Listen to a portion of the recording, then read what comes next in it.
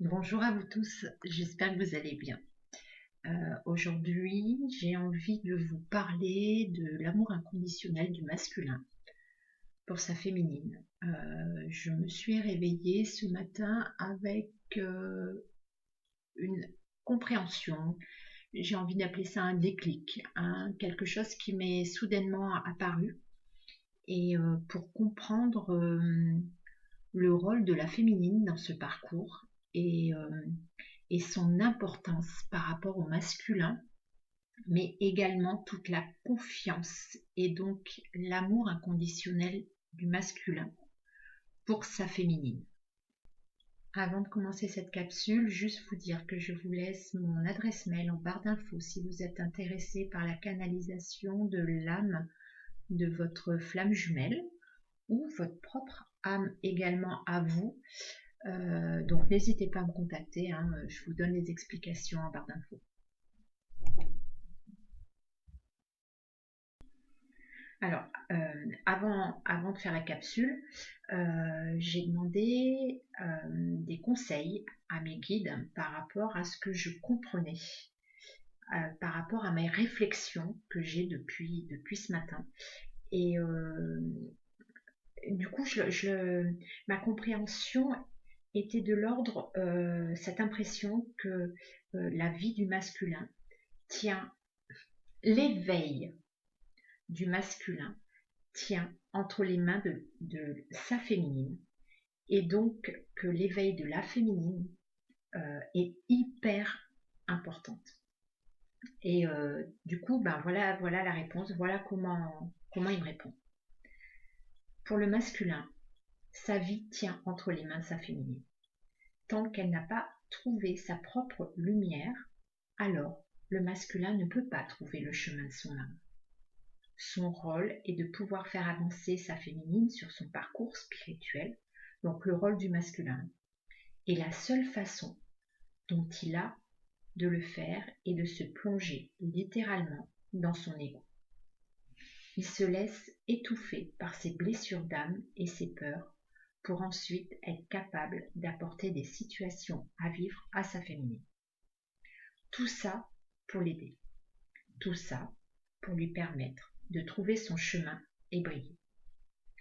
Son âme fait confiance, toujours l'âme du masculin, fait confiance à sa féminine, puisque seule la lumière de celle-ci pourra le sortir de ses démons et de ses peurs et de son mal-être et de ses masques. Le masculin est capable d'une telle confiance en sa féminine qu'il se laisse aller dans son ego. C'est au moment de la reconnexion qu'il dit oui de manière inconsciente à cet état d'endormissement, à cet état de se plonger dans son ego. C'est avec une confiance remplie d'amour qu'il dit oui à ce parcours,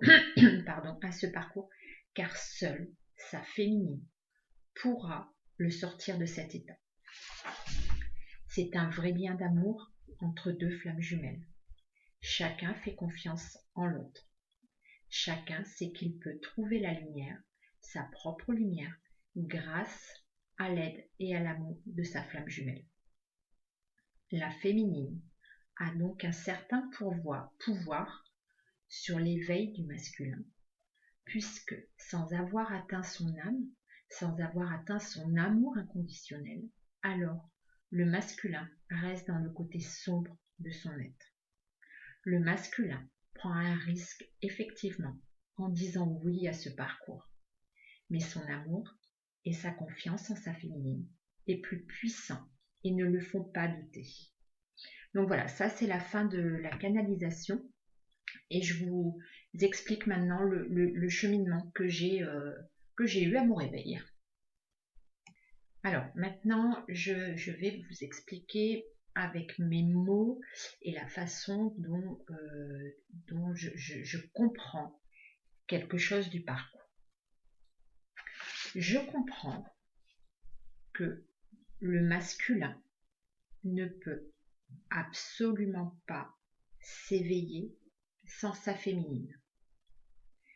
C'est-à-dire que selon moi, une fois que le masculin est rentré dans ce parcours de flamme jumelle, une fois qu'il y a cette reconnexion et que la lune de miel est passée, le masculin rentre dans un état qui n'est pas vraiment lui. D'ailleurs, on le voit bien, on ne le reconnaît plus. Le masculin entre la lune de miel et le masculin au moment de la séparation, et de cette séparation jusqu'à la réunion physique, on ne le reconnaît plus. Jusqu'à la réunion physique, je mets des guillemets là, parce que ça dépend à quel moment le masculin revient. Mais en tout cas, on ne le reconnaît plus. C'est-à-dire que lui se plonge complètement dans son ego, parce que c'est de cette façon-là qu'il peut aider sa féminine à sortir de ses peurs, à sortir elle-même de son ego. Alors, c'est vrai que c'est hyper douloureux, la façon dont les masculins s'y prennent, c'est très très compliqué. Et puis, je me dis, on leur en veut quand même pas mal de fois, hein, le nombre de fois qu'on est un petit peu beaucoup en colère contre eux. Voilà. Par contre,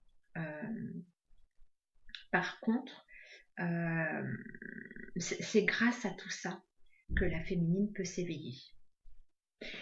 Ce que je comprends, c'est là où vraiment c'est ma réflexion. Ce que je comprends, c'est que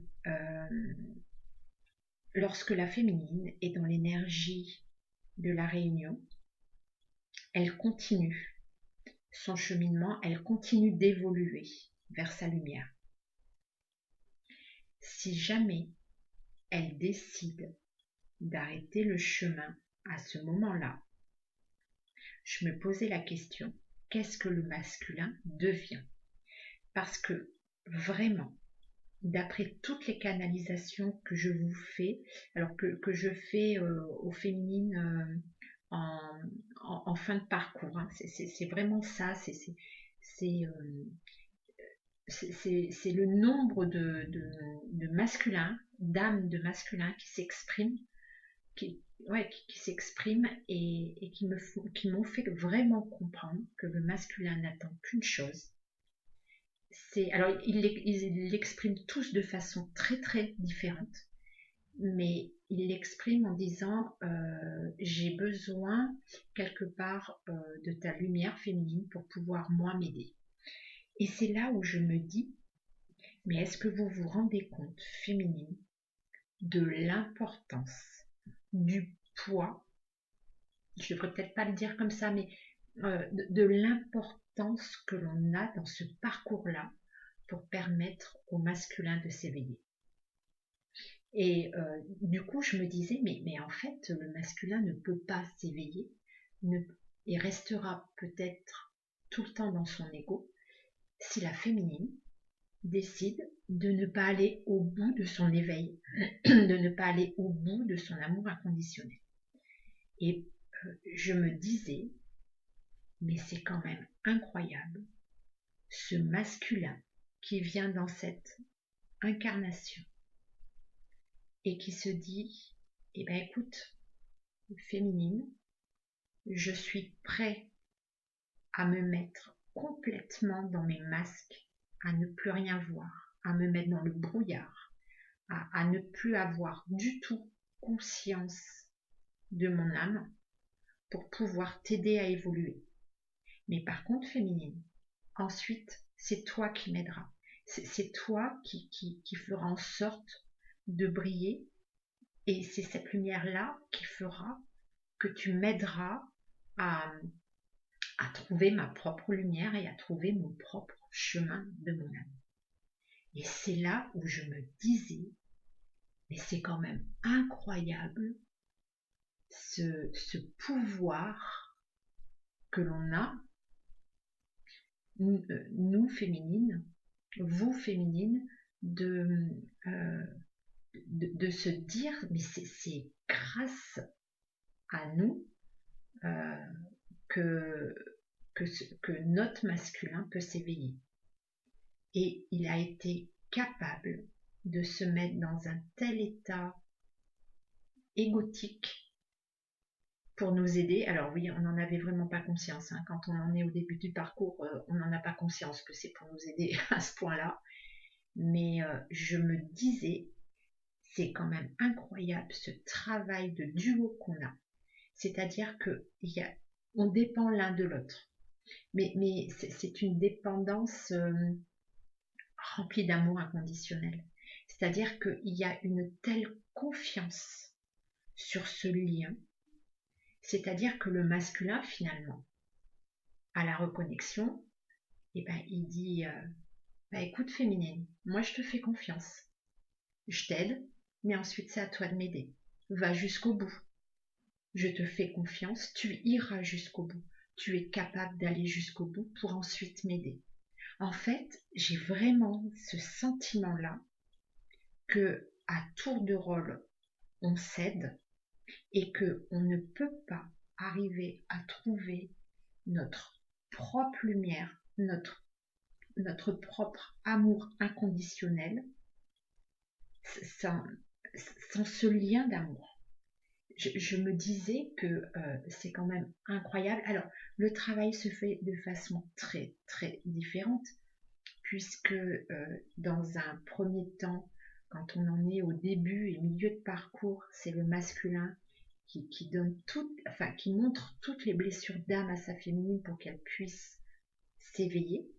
Et ensuite, c'est parce que sa féminine comprend que il faut, comment je vais pouvoir dire ça, que elle ne doit plus donner son énergie, elle ne doit plus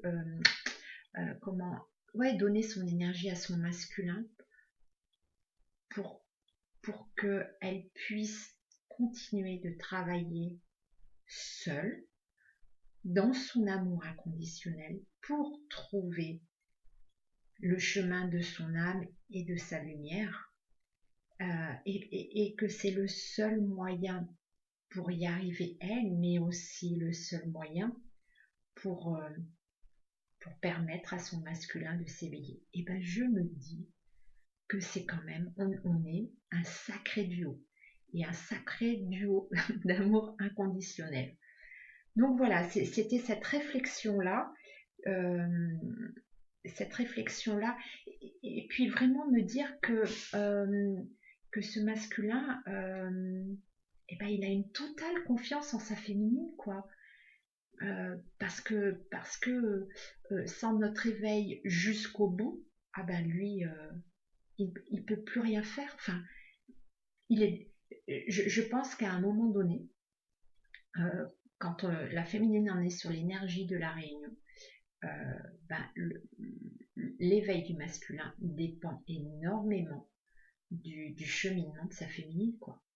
Et je trouvais ça, cette réflexion que je me faisais, euh, je trouvais ça vraiment beau dans tout cet amour inconditionnel qu'on a l'un envers l'autre, et puis cette confiance, quoi, cette confiance au lien, cette confiance qu'on a l'un pour l'autre. Et j'ai trouvé ça extrêmement beau finalement d'en prendre conscience, et complètement fou de se dire quand on était dans dans la vie des âmes, je ne sais pas bien comment le dire, se dire allez, on va se réincarner, on oublie tout, mais par contre, on ne s'oublie pas, et on sait qu'on va s'aider une fois incarné, une fois qu'on arrive sur cette terre, et que c'est notre but, et que c'est notre mission d'âme, et qu'on sera toujours l'un avec l'autre. Et moi je trouve ça assez fabuleux. Donc voilà, c'était ma réflexion. Je sais pas si ça va vous permettre à vous de cheminer plus facilement, et d'avoir peut-être une meilleure compréhension sur ce parcours et sur le rôle de chacun. Mais voilà, j'avais envie de vous en faire part. Et puis, ben, je vous dis à très bientôt. Et puis, je vous envoie tout plein d'amour.